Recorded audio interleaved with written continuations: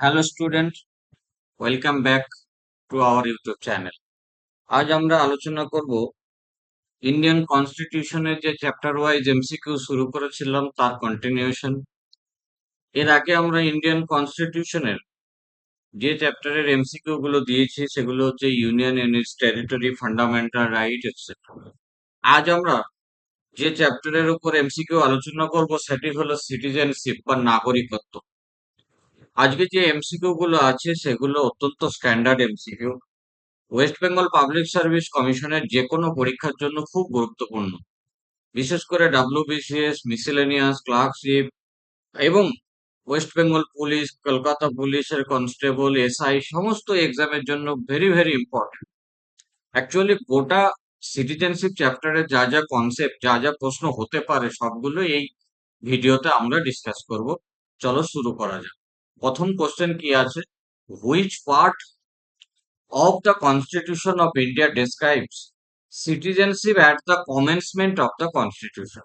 অর্থাৎ ভারতের সংবিধানের কোন অংশে সংবিধানের সূচনাকালে, সংবিধানের সূচনাকাল বলতে 1950 or 1949-এ 26 নভেম্বর কি হয়েছিল? কনস্টিটিউশন লেখা কমপ্লিট হয়েছিল, কনস্টিটিউশন অ্যাডপ্ট করা হয়েছিল। কিন্তু 1950 26 জানুয়ারি সংবিধান কি হয়েছিল বলো? কেম ইনটু ফোর্স, অর্থাৎ কার্যকারী হয়েছিল কবে থেকে বলো? 1950 সালের 26 জানুয়ারি। কিন্তু 1949 সালের 26 নভেম্বর শুরু হয়েছিল কনস্টিটিউশন বা অ্যাডপ্ট করা হয়েছিল।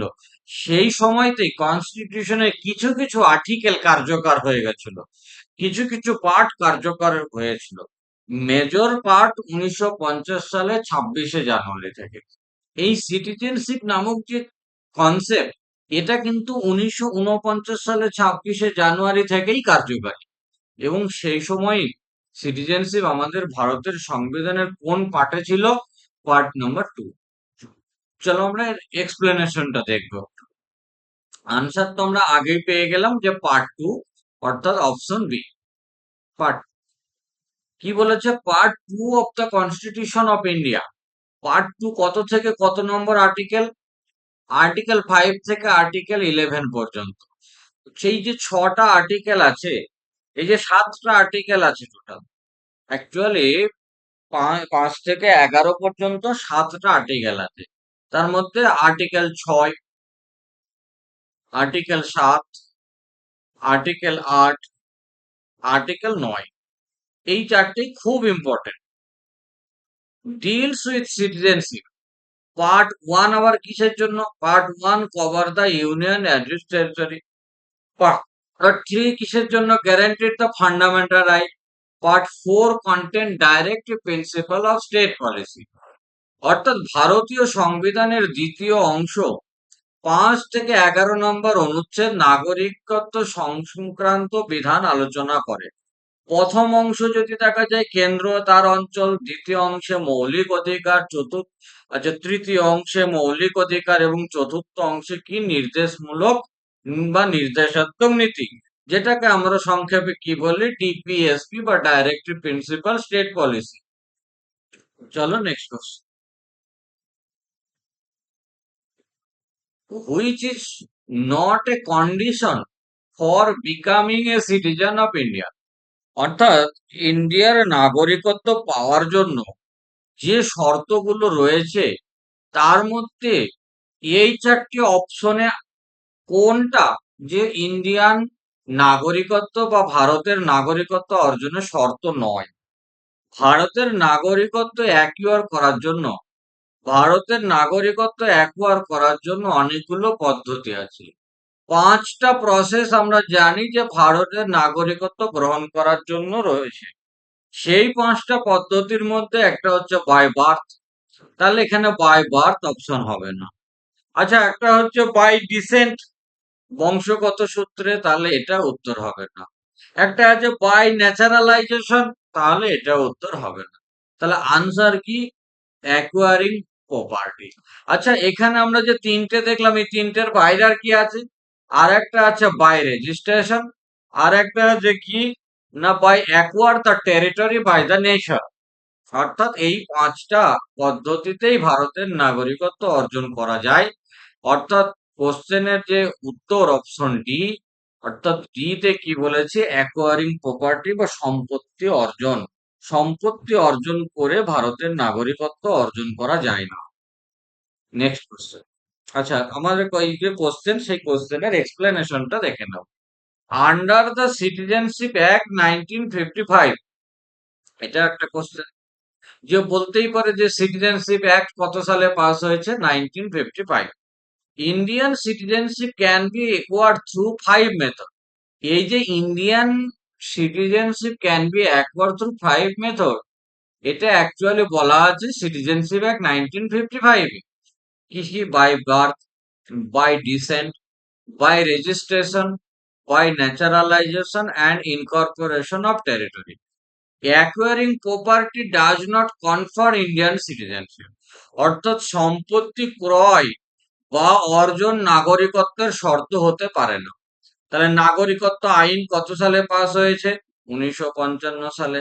কোন উপায়ে পাওয়া যায়? পাঁচটি উপায়ে ভারতের নাগরিকত্ব অর্জন করা যায়: একটা জন্মসূত্রে, বংশানুক্রমের নিবন্ধের মাধ্যমে, দেশীয়করণ এবং অঞ্চলভুক্তির মাধ্যমে। Next question. The idea of single citizenship in India was taken from which country? কনস্টিটিউশনের অনেক জিনিসই আছে বা অনেক পার্ট আছে যেগুলো আমরা কোনো না কোনো দেশ থেকে অ্যাডপ্ট করেছি কনসেপ্টটা। যেমন কনস্টিটিউশনের আমরা যদি দেখি, পার্লামেন্ট কনসেপ্টটা কোথায় থেকে নিয়েছি? ইউএসএ থেকে নিয়েছি। যেমন যদি এটা কোর্ট বা জুডিশিয়ারির কথাটা বলা হয়, তাহলে আমরা কোথায় থেকে কনসেপ্ট নিয়েছি বলো? ইউএস এর কনসেপ্ট নিয়ে। যেমন যদি বলা হয় ডিপিএসপি, ডিপিএসপি কোথায় থেকে কনসেপ্ট নিয়েছি? আমরা আয়ারল্যান্ড থেকে ডিপিএসপি কনসেপ্ট নিয়েছি। তেমনি আমাদের ভারতের সংবিধানে এই যে সিটিজেনশিপ হচ্ছে সিঙ্গেল সিটিজেনশিপ, অর্থাৎ পুরো নেশনের একটাই সিটিজেনশিপ। আমাদের রাজ্যের কোনো নাগরিকত্বের কার্ড নেই বা নাগরিকত্বের কিছু নেই। তাহলে এই সিঙ্গেল সিটিজেনশিপ কনসেপ্টটা আমরা কোথায় থেকে নিয়েছি? না, আনসার ইজ ইউনাইটেড কিংডম বা ইউকে, যেটাকে আমরা ব্রিটেন বলি। চলো এর এক্সপ্লেনেশনটা আমরা একটু দেখে নেব। The concept of single citizenship in India was borrowed from the United Kingdom.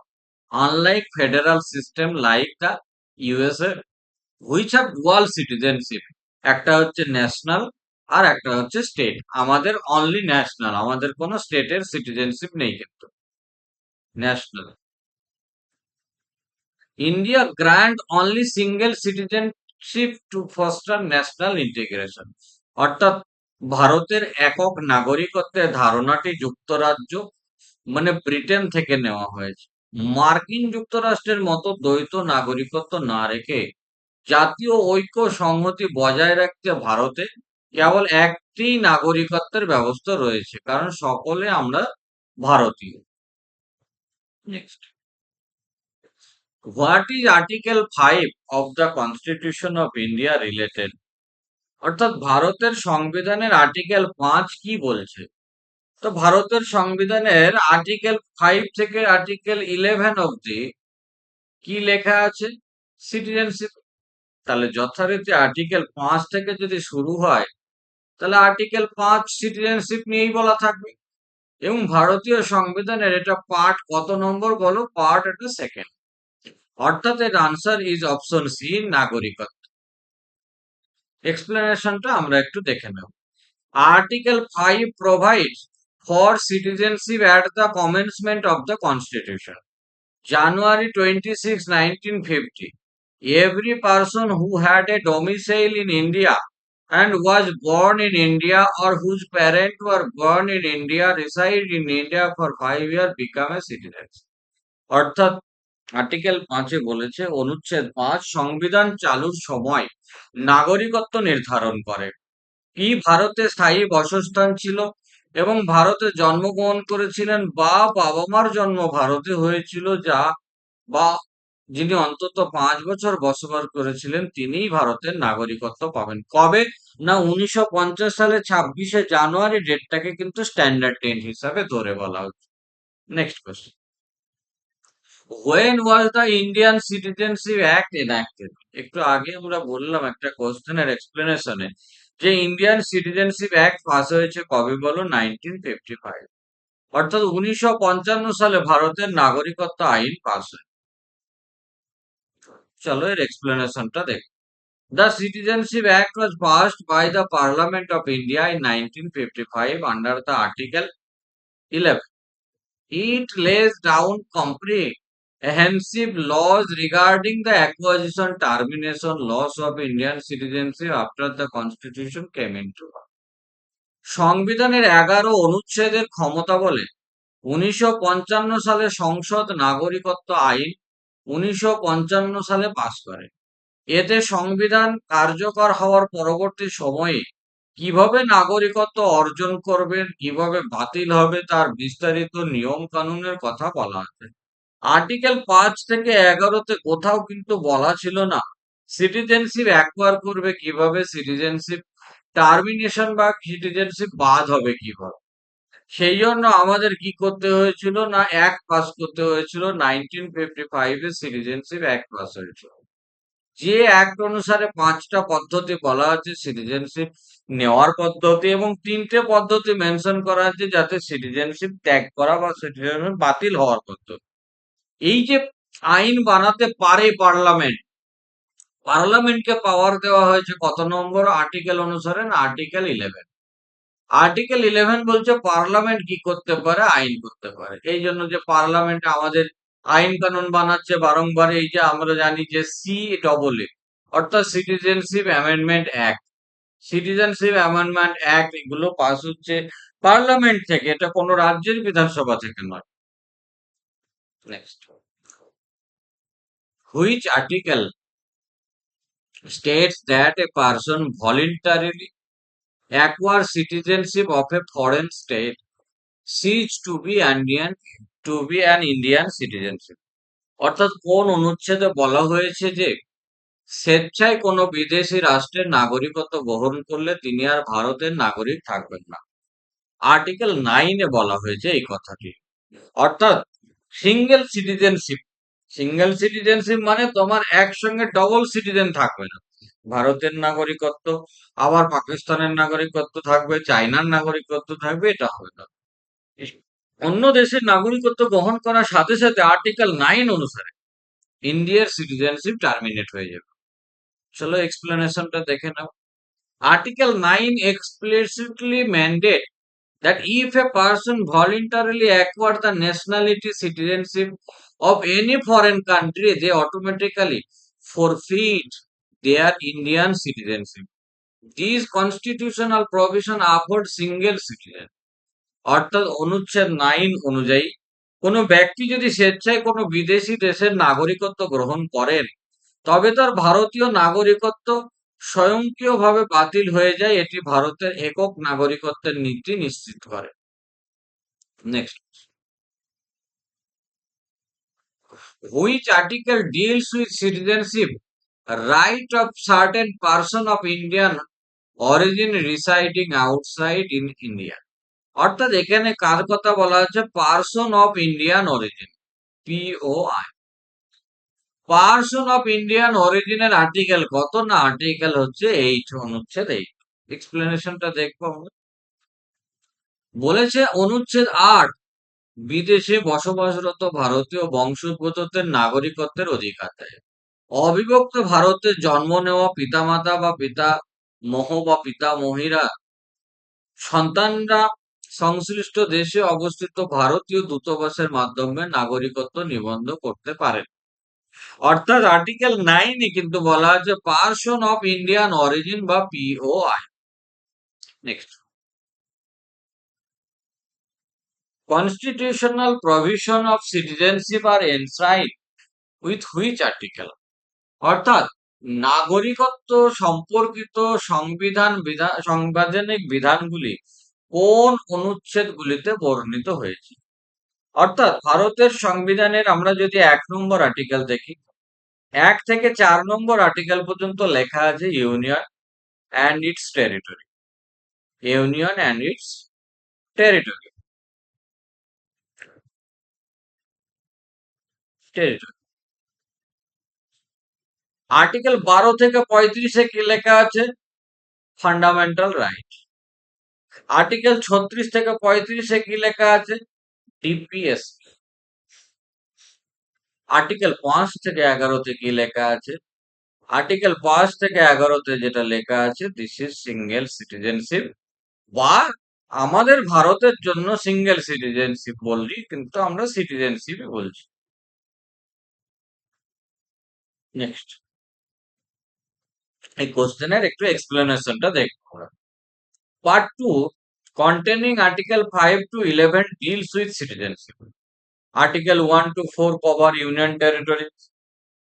Article 12 থেকে 35 deals with fundamental rights. Article 16 থেকে 35 cover directive principle state policy. অর্থাৎ সংবিধানের দ্বিতীয় অংশ অনুচ্ছেদ 5 থেকে 11 নাগরিকত্ব নিয়ে আলোচনা, 1 থেকে 4 কেন্দ্র রাজ্যের ক্ষেত্র, 12 থেকে 35 মৌলিক অধিকার, আর 36 থেকে 51 অনুচ্ছেদ নির্দেশক নীতি বা DPS.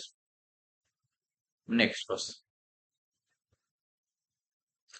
How many year of continuation বা continuous or aggregate residency in India are generally required to acquire citizenship by naturalization? অর্থাৎ দেশীয়করণের মাধ্যমে বা ন্যাচারালাইজেশনের মাধ্যমে নাগরিকত্ব অর্জনের জন্য সাধারণত ভারতে কত বছর বসবাস করতে হবে? ইন্ডিয়ান কনস্টিটিউশনের অনুসারে 12 বছর কমপক্ষে ভারতবর্ষে থাকতে হবে, তাহলে ভারতের নাগরিকত্ব পাবে বাই ন্যাচারালাইজ। আমরা একটু এক্সপ্লেনেশনটা দেখি। Under citizenship act 1955, acquiring citizen by naturalization require a foreigner to reside in India for 12 years. 12 years. 12. Immediately preceding the application plus an aggregate at least 11 years. Out of the preceding 14 months, total 12 years. অর্থাৎ নাগরিকত্ব আইন 1955 অনুযায়ী দেশীয়করণের মাধ্যমে নাগরিকত্ব পেতে একজন বিদেশি নাগরিককে আবেদনের ঠিক পূর্ববর্তী 12 মাস এবং তার আগের 14 বছরের মধ্যে অন্তত 11 বছর ভারতে বসবাস করতে হয়। অর্থাৎ মোট 12 বছর ভারতে বসবাস করতে হয়। Next question, which authority has exclusive jurisdiction to determine and enact laws relating to the citizenship of India?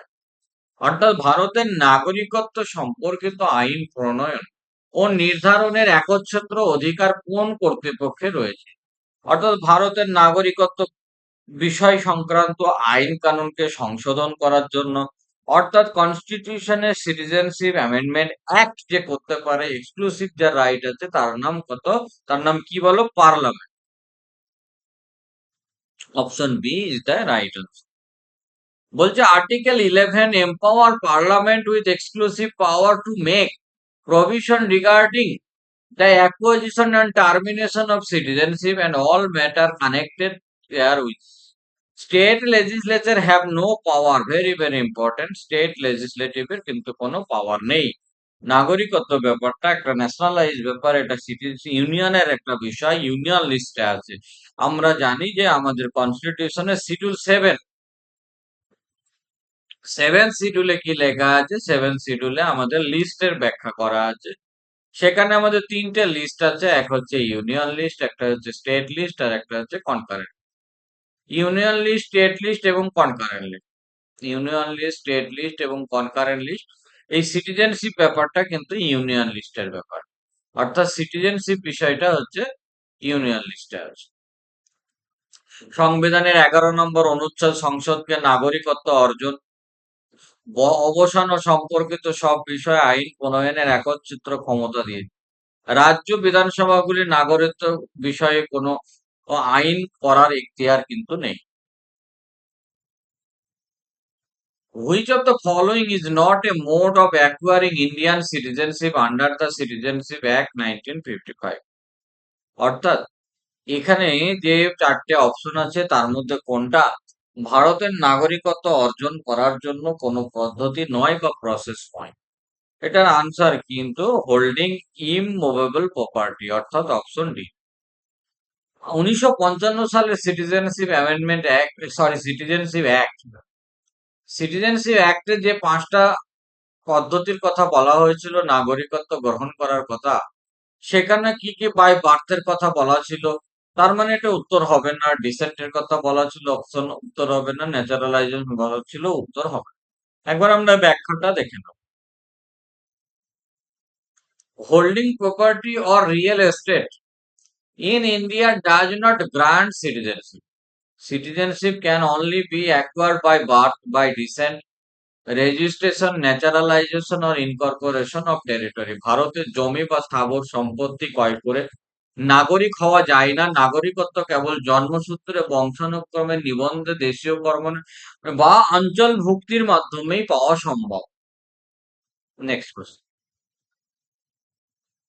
Which article deals with citizenship right to certain person who migrated India from Pakistan?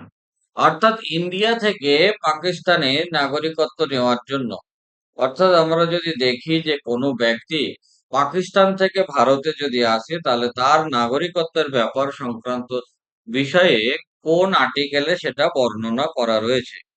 কোন আর্টিকেলে পাকিস্তান থেকে ভারতে অভিবাসিত নির্দিষ্ট ব্যক্তিদের সেখানে কি বলা আছে বলো?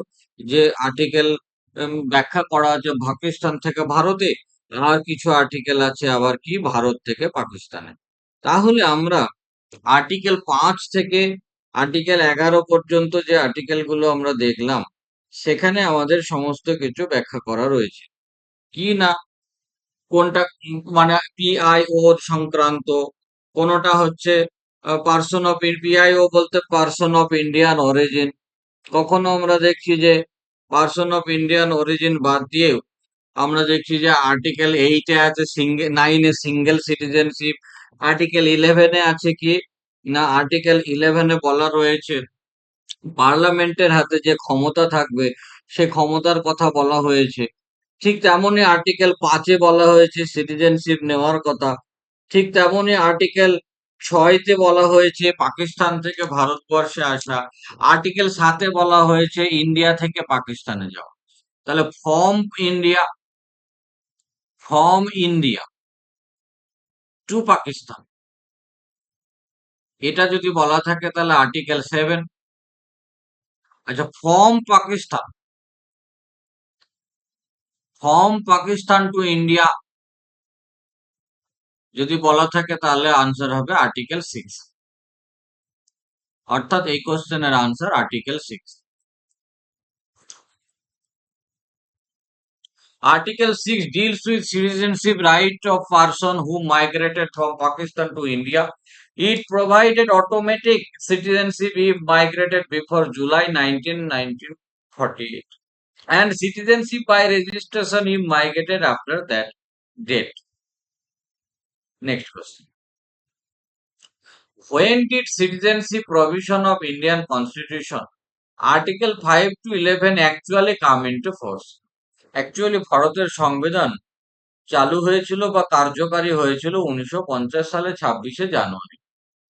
কিন্তু 1950 সালের 26শে জানুয়ারির আগেও 1949 সালে 26শে নভেম্বর 1949 সালে 26শে নভেম্বর ভারতের সংবিধানকে কনস্টিটিউশন অ্যাসেম্বলি অ্যাডপ্ট করেছিল।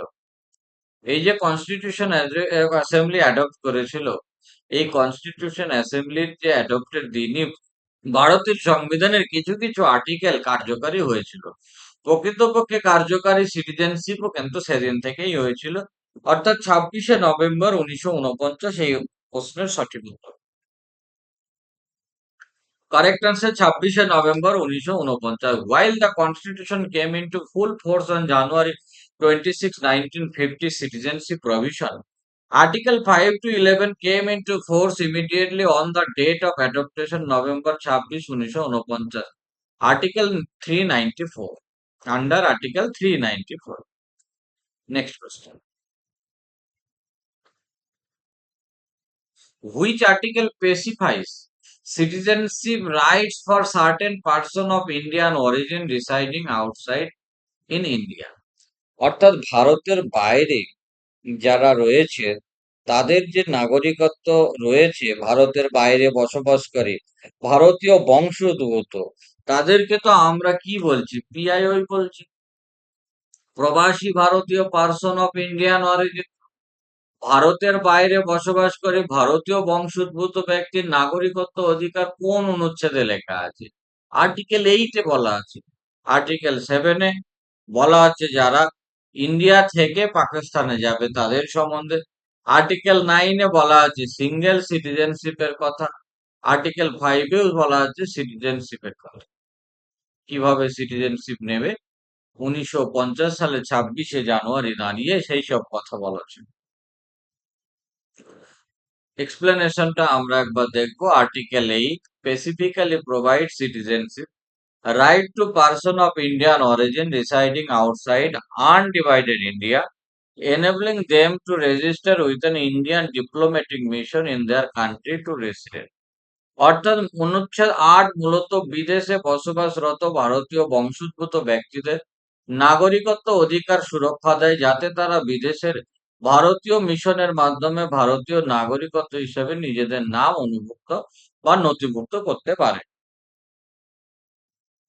Next, which article empower parliament which article empower parliament to regulate the right of citizenship by law? অর্থাৎ কোন অনুচ্ছেদটি সংসদকে আইনের মাধ্যমে নাগরিকত্বের অধিকার নিয়ন্ত্রণ করার ক্ষমতা দেয়? এটা একটু আগে আমরা এক্সপ্লেন করেছি যে পার্লামেন্টকে সেই ক্ষমতা দেওয়া আছে। পার্লামেন্টকে সেই ক্ষমতা দেওয়া আছে কি না, নাগরিকত্ব বিষয়ে সংশোধন করা, নাগরিকত্ব বিষয়ে অ্যামেন্ডমেন্ট করা। কত নম্বর আর্টিকেল? না, আর্টিকেল 11। এই অনুসারে পার্লামেন্টকে পাওয়ার দেওয়া হয়েছে, যে পাওয়ার অনুসারে আজ পর্যন্ত 5-6 বার ভারতের সিটিজেনশিপ বিষয়ে সংক্রান্ত ব্যাপারে অ্যামেন্ডমেন্ট করেছে পার্লামেন্ট। আমরা একটু এক্সপ্লেনেশনটা দেখব। Article 11 gives parliament full legislative competence to regulate citizenship matter, including acquisition, termination, and all related provision leading to enactment like Citizenship Act 1955. অনুচ্ছেদ 11 সংসদকে নাগরিকত্ব অর্জন, অবসান বা সম্পর্কিত যে কোনো বিষয়ে আইন প্রণয়ন ও সংশোধন করার চূড়ান্ত ক্ষমতা দেয়, যার উপর ভিত্তি করে 1955 সালে কিন্তু নাগরিকত্ব আইন প্রণীত হয়। Next, how many ways of acquiring Indian citizenship are prescribed under the Citizenship Act 1955? অর্থাৎ 1955 সালে নাগরিকত্ব আইনের অধীনে ভারতীয় নাগরিকত্ব অর্জনের কতগুলি পদ্ধতি নির্ধারণ করা হয়েছে? টোটাল 5টা পদ্ধতি নির্ধারণ করা হয়েছে। Next question. না, তার আগে আমরা একটু এক্সপ্লেনেশনটা দেই। The Citizenship Act 1955 prescribe 5 distinct ways to acquire citizenship. কি কি না, by birth, by descent, by registration, by naturalization, by incorporation of territory. 1955 সালে নাগরিকত্ব আইনে 5টি উপায়ে ভারতীয় নাগরিকত্ব অর্জনের বিধান রয়েছে: জন্মসূত্রে, বংশানুক্রমে, নিবন্ধের মাধ্যমে, দেশীয়করণের মাধ্যমে এবং অঞ্চলভুক্তির মাধ্যমে। Next, question number 7। How many ways of losing citizenship are prescribed under Citizenship Act? 1955 সালে 1955 সালের সিটিজেনশিপ অ্যাক্ট অনুসারে যেমন ভারতের নাগরিকত্ব গ্রহণ বা অ্যাকোয়ারিং করার কথা বলা হয়েছে, যেমন ভারতের নাগরিকত্ব গ্রহণ বা অ্যাকোয়ারিং এর কথা বলা আছে, তেমনই এখানে কিসের কথা বলা হয়েছে না, সিটিজেনশিপ কিভাবে লস হবে তার কথা বলা হয়েছে। এখানে 5টা পদ্ধতির কথা বলা হচ্ছে যার মাধ্যমে সিটিজেনশিপ গ্রহণ করা যাবে, লুজিং এর কথা 3টে বলা আছে। অর্থাৎ 1955 সালের নাগরিক সালে মানে 1955 সালের নাগরিকত্ব আইনের অধীনে নাগরিকত্ব হারানোর কতগুলি উপায় বলা হয়েছে না, নাগরিকত্ব হারানোর 3টে কথা বলা হয়েছে।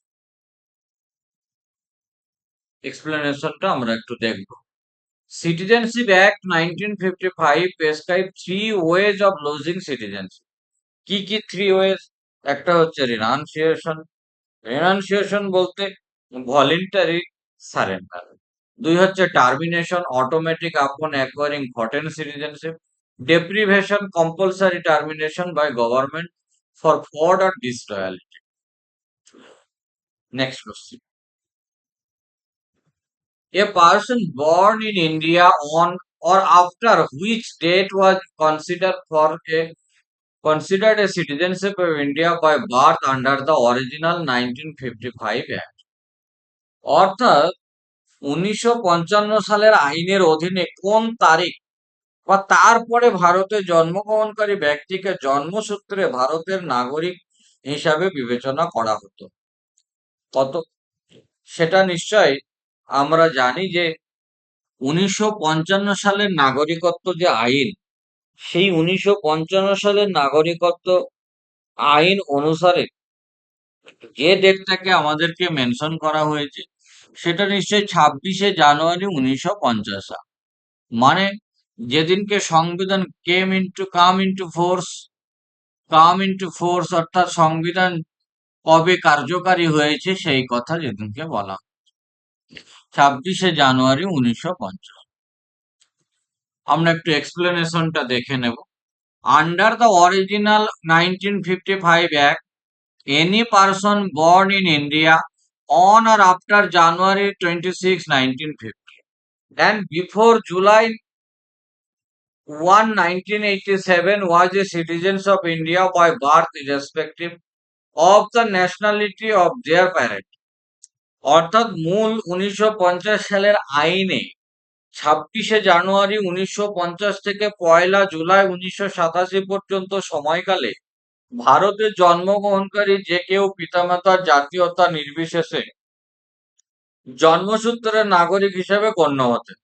পরবর্তীকালে 1986 ও 2003 সালে সংশোধনের মাধ্যমে কঠোর নিয়মকানুন করা হয়।